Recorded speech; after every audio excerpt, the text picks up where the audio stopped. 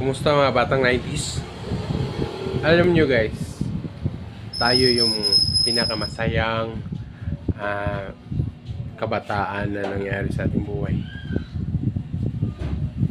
Yung mga kabataan ngayon, yung medyo more on technologies, more on cellphones, iPhones, mga ganyan na, mga computer. Noon sa atin, wala pa yung mga computer natin noon.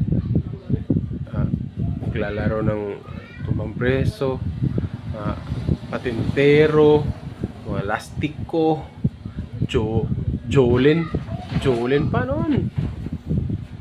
'Di ba?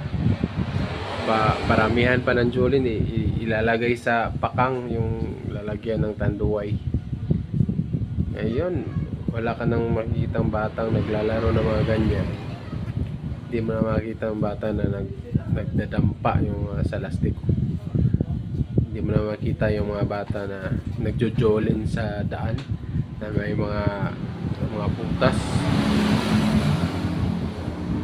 Wala nang yung mga ganyang mga laro ngayon. So maswerte tayo nung mga batang 90s kasi naranasan natin yung lahat ng mga ganyang mga laro. Saka napaka-enjoy ng kabataan natin ngayon.